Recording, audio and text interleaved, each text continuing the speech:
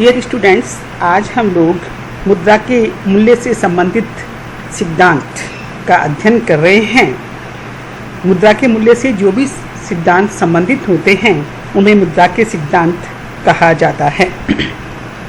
Professor Crowther के अनुसार मुद्रा के मूल्य से अभिप्राय उसकी क्रय शक्ति से होता है, अर्थात मुद्रा का मूल्य किसके बराबर होता है? 1/P। 1/P का मतलब 1 प्राइस लेवल, अर्थात कीमत स्तर का विपरीत होता है। कीमत स्तर जितना अधिक होगा मुद्रा का मूल्य उतना ही कम होगा, और कीमत स्तर कम होने पर मुद्रा का मूल्य भी अधिक होगा। तो मुद्रा के मूल्य से तात्पर्य ये है कि मुद्रा की एक इकाई के बदले में जितनी वस्तुएं और सेवाएं प्राप्त होती है वही उसका मूल्य है। तो हम लोग इस प्रकार से देख चुके हैं कि मुद्रा का मूल्य और वस्तुओं और सेवाओं के सामान्य कीमत स्तर के मध्य विपरीत संबंध होता है। सामान्य कीमत स्तर के घटने पर मुद्रा का मूल्य बढ़ता है। मुद्रा के मूल्य में का निर्धारण करने के लिए हम दो प्रकार के सिद्धांत देखेंगे।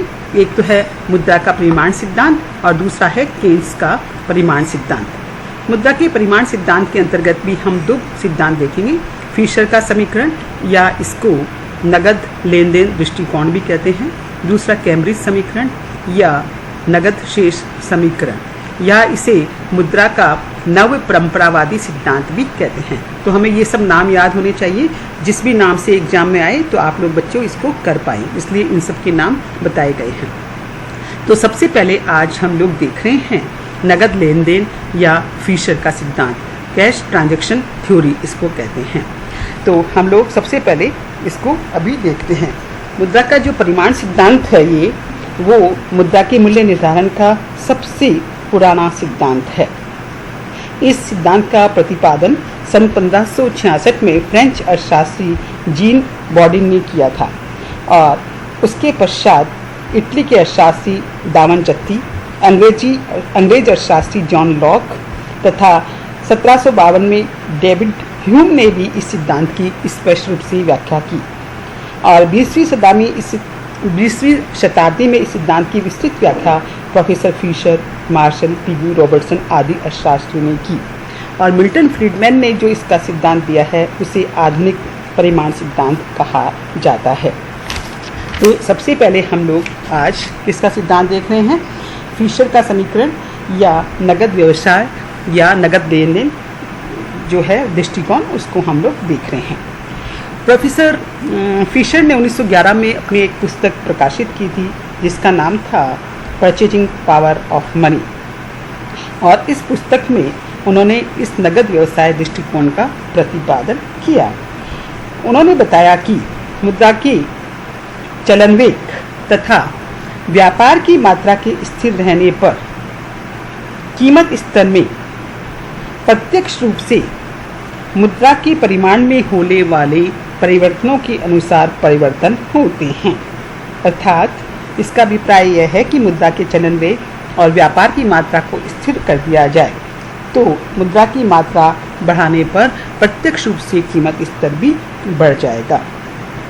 तो इसका अभिप्राय हुआ कि मुद्रा की पूर्ति और कीमत स्तर के मध्य प्रत्यक्ष और आनुपातिक संबंध है।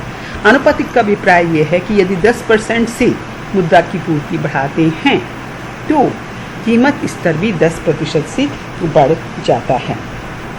प्रोफेसर फिशर के अनुसार मुद्रा की जो मांग की जाती है वो क्रय विक्रय करने के उद्देश्य से की जाती है, अर्थात ट्रांजैक्शन मोटिव, कि चूँकि व्यक्तियों को आय एक समय के अंतराल के पश्चात प्राप्त होती है लेकिन व्यय दिन प्रतिदिन करना पड़ता है, तो व्यक्ति क्या करता है, अपनी आय का एक भाग नगद रूप में अपने पास रखता है ताकि वो दैनिक खर्चे जो भी हों उनको वो पूरा कर सके।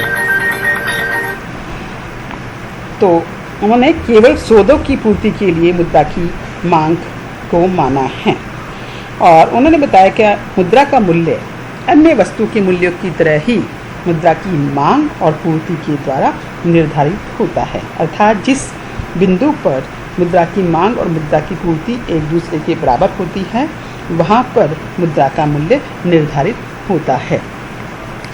तो उनके जो समीकरण हैं उसको हम लोग देख सकते हैं। मुद्रा की मांग इजकल टू पूर्ति, PT equal to MV plus M dash V dash, और P इजकल टू क्या हो गया, MV plus M dash V dash upon T, और 1 अपॉन P क्या हो गया, इसका हमने रिवर्स कर दिया, T upon MV plus M dash V dash. यहाँ पर M क्या चीज़ है, प्रचलन में मुद्रा या करेंसी की मात्रा है। V प्रचलन में जो मुद्रा या करेंसी है उसकी चलन गति है। M डैश बैंक मुद्रा या साख मुद्रा की मात्रा है। V डैश साख मुद्रा की चलन गति है। और T वस्तुओं और सेवाओं की कुल मात्रा है जिसका मुद्रा के माध्यम से विनिमय होता है। और P कीमत स्तर है। और फिर क्या हो गया, 1 अपॉन P क्या चीज़ हो गया, मुद्रा का मूल्य हो गया। तो उपरोक्त समीकरण से हम किसी भी अवधि में P प्राइसेस को निकाल सकते हैं। अब मान लीजिए M इजकल टू 100 है, B इजकल टू 8 है, और M डैश इजकल टू 200 है, V डैश 4 है, T 400 है। तो P क्या होगा, 100 इंटू 8 प्लस 200 इंटू 4 अपॉन 400, तो इजकल टू 4 रुपये प्रति वस्तु। अब यदि मुद्रा की मात्रा को दुगनी कर दी जाए तो M इजकल टू 200 हो जाएगा, V इजकल टू 8, उसको कांस्टेंट मान के चले हैं, M डैश 400 हो जाएगा, क्योंकि हम मान के चलते हैं M और M डैश के मध्य आनुपातिक संबंध है। हम M को बढ़ाएंगे तो M डैश भी दुगना हो जाएगा। और V डैश इजकल टू 4 है, T इजकल टू 400 है। तो देखिए 200 into 8 plus 400 into 4 upon 400 equal to 3200 upon 400 equal to 8 रुपये। तो हम लोग किस निष्कर्ष पे पहुँचे कि मुद्रा की मात्रा दुगनी करने पर कीमत स्तर भी दुगना हो गया, अर्थात मुद्रा का मूल्य पहले की अपेक्षा आधा हो गया। तो ये हमें पूरा इससे स्पष्ट हो रहा है। फिशर के इस समीकरण को विनिमय समीकरण भी कहा जाता है। तो अब हम लोग देखते हैं इस सिद्धांत की मान्यताएं क्या हैं। सबसे पहले देखिए, करेंसी तथा बैंक मुद्रा की चलन गति स्थिर है। चलन गति क्या चीज़ है, मुद्रा की एक इकाई एक निश्चित समयावधि के दौरान जितने हाथों से गुजरती है या जितने बार भुगतान करने के काम आती है उसे हम चलन गति कहते हैं। तो हम ये मान के चलते हैं B और V डैश दोनों ही क्या है, स्थिर है, अर्थात मुद्रा की पूर्ति में परिवर्तन होने पर भी V और V डैश पर कोई प्रभाव नहीं पड़ता। दूसरी जो मान्यता है वो पूर्ण रोजगार। हम ये मान के चलते हैं कि अर्थव्यवस्था में पूर्ण रोजगार है, अर्थात सभी जो भी रोजगार पाने के इच्छुक व्यक्ति हैं उनको वर्तमान मजदूरी दर पर मजदूरी प्राप्त है, रोजगार प्राप्त है। तीसरी चीज़, बैंक मुद्रा तथा करेंसी का अनुपात कैसा रहना चाहिए, स्थिर रहना चाहिए। ये मैंने अभी बताया था कि जिस प्रोपोर्शन में हम करेंसी की मात्रा बढ़ाते हैं उसी प्रोपोर्शन में बैंक मुद्रा में भी वृद्धि हो जाती है, और इसके विपरीत जब करेंसी का संकुचन करते हैं तो बैंक मुद्रा भी कम हो जाती है। व्यापार की जो मात्रा है वो स्थिर है, क्योंकि पूर्ण रोजगार की स्थिति है, इस वजह से उसको नहीं बढ़ाया जा सकता। और तीसरी चीज़ है, मुद्रा की मात्रा सक्रिय है। मुद्रा की मात्रा है वो केवल उसी मुद्रा को हमने शामिल किया है जिसका लेन देन में प्रयोग किया जाता है, अर्थात जो सक्रिय होती है, एक्टिव होती है। जो संग्रहित मुद्रा होती है, होर्डिंग जिसकी होती है, उसको मुद्रा की मात्रा में शामिल नहीं किया गया है। नेक्स्ट है, कीमत स्तर निष्क्रिय तत्व है। फिशर यही मान के चलते हैं कि कीमत स्तर एक निष्क्रिय पैसिव फैक्टर है, अर्थात ये खुद दूसरे को निर्धारित नहीं करता है बल्कि दूसरे तत्वों के द्वारा निर्धारित होता है। नेक्स्ट है दीर्घकालीन। फिशर का ये सिद्धांत है वो दीर्घकालीन की मान्यता पर आधारित है, क्योंकि इस सिद्धांत के अनुसार दीर्घकाल में ही मुद्रा की मात्रा और कीमत स्तर में उचित समन्वय स्थापित हो जाता है।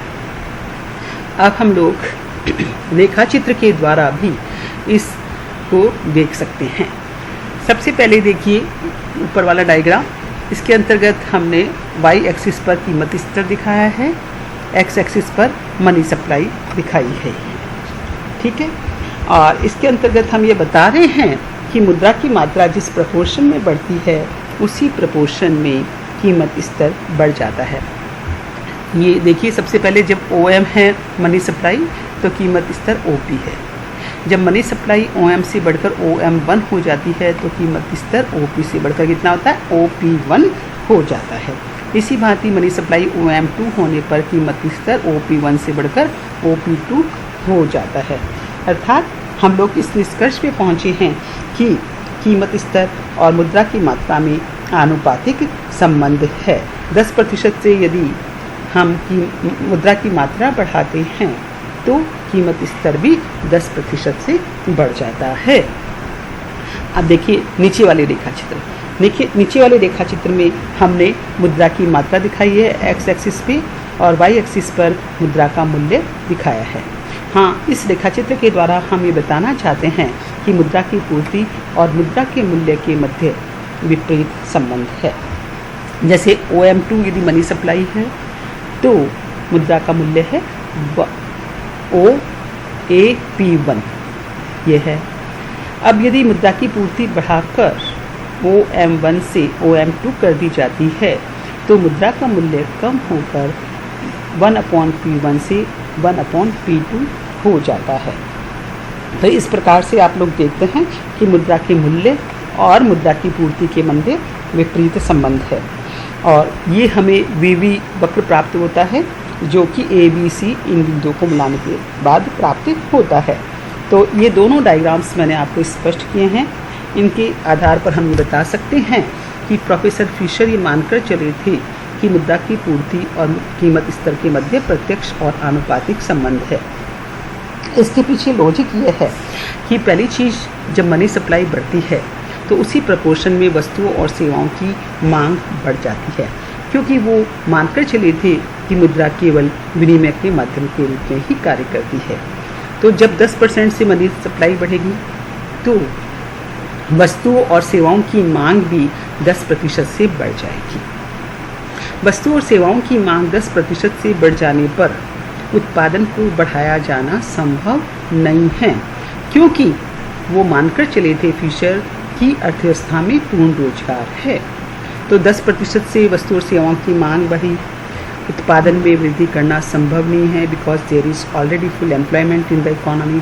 तो क्या होगा कि कीमत स्तर भी 10% से ही बढ़ जाएगा। तो इस प्रकार से हमने पूरी ये प्रोसेस आपको एक्सप्लेन की है कि किस प्रकार से मनी सप्लाई 10% बढ़ने पर कीमत स्तर भी 10% बढ़ जाएगा। इसके पीछे दो मान्यताएं काम कर रही है।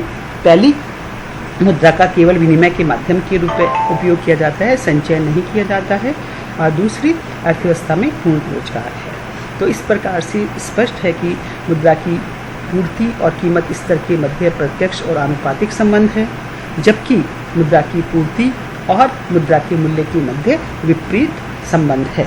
तो आगे हम लोग कल इसी को कंटिन्यू करते हुए इस सिद्धांत की आलोचनाओं को देखेंगे। धन्यवाद बच्चों।